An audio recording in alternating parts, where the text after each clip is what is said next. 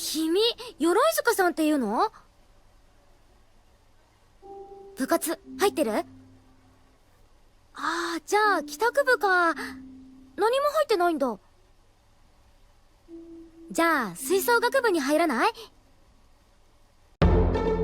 大家好，我是贝克米，这是终于要来聊关于到荔枝与青鸟的剧透点评了。以下视频包含着大量的剧透，请斟酌观看。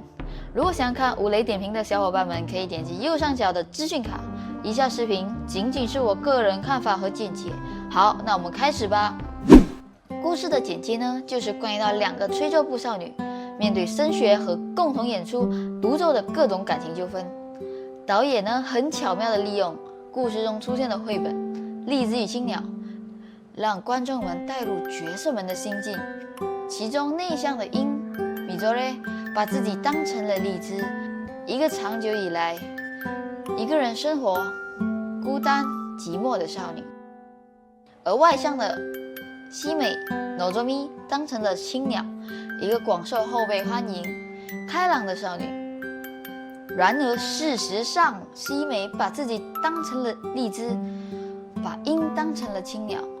他们互相把对方当成了青鸟，认为自己是锁着对方的鸟笼，而对方总有一天会离开。一开始看这部电影呢，我们会把重心放在樱的身上，看到各种揪心、窒息的画面，各种擦肩而过。よくやったな。相手の好きなところを言い合いながらハグするの。私はいつも見てるだけでやったことないの？じゃあ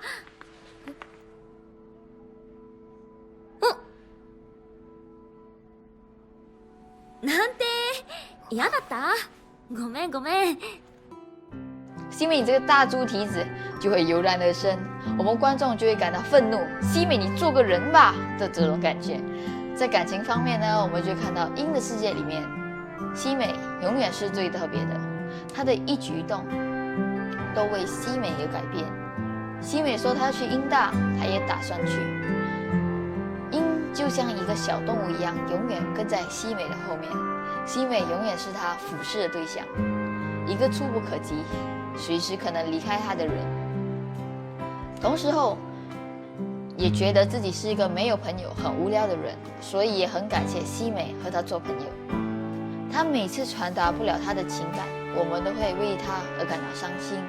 但是看到后面，我们就明白，其实西美真的也很值得心疼。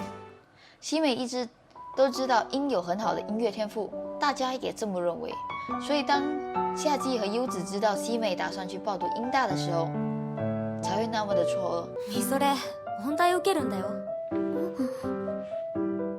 そうなんだ。すごいじゃんみそれ。ね。のぞみが受けるから私も。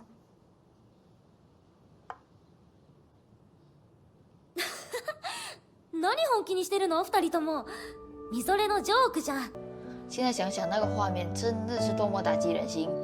西美单独去找新山老师，表明自己也想报读樱大，但是老师除了客套话以外什么都没说，甚至还有一点不确定他叫什么名字。但是他觉得自己就是一个普通人，明明如此的热爱音乐，却依旧没有音乐的天分。这样的他已经无从面对樱了，也对自己的不甘心、嫉妒等等感到丑陋。自己一向以来渴望得到的才能，那些天赋，却在樱看来一点都不重要。音乐对樱来说，不过是与西美连接的一个桥梁，西美就是他的一切。樱说过，如果自己没有认识西美的话，就一无所有。对西美来说，很重要的才华，在樱眼里一点都不重要。某种意义上，我个人认为樱也相当的狡猾。樱的内心确实把西美看得很重，但他却不懂西美内心那些复杂的情感。西美希望像樱一样得到老师的认可和指点，所以也无法回应西美。双方的交流不对等，也就为何总是偷偷干爱。西美因为太在乎，所以想让自己看起来一点都不在乎。因为不甘心，所以也渐渐回应不了樱。西美对一切都装作漫不经心，实质上她的真实情感反映在她的一举一动上，看似处于一个主导的位置，实际上西美却也相当的自卑。可能在她看来，只有樱是真正的需要她，所以对于樱有了新的朋友，难免会有吃醋，还有占有欲。但是樱有音乐才华，而他没有，所以他总是回避，在意却不说，装作不知道，总是在打太极。其实他们都真的很珍惜对方。西美虽然没有表现得像樱那么露骨，但是可以从肢体动作、对话等等上看得出来，他真的很珍惜樱。那句私があの子を愛するばかり美しい翼を奪ってしまった。あの子はどこまでも飛んでいけるのに。ああ、神様、どうして私に？カゴの分け方を教えたのですか？真的是满满的苦涩，他们真的好头痛呀！即使最后他们没有进到同一间大学，但是这次他们终于真正意义上的连接了。回家的路上也赶上了对方的脚步，不再是不平等的关系。我想这已经是最好的结局了。或许就像剧中说的那样，青鸟想找栗子的时候，还是能去寻找他的。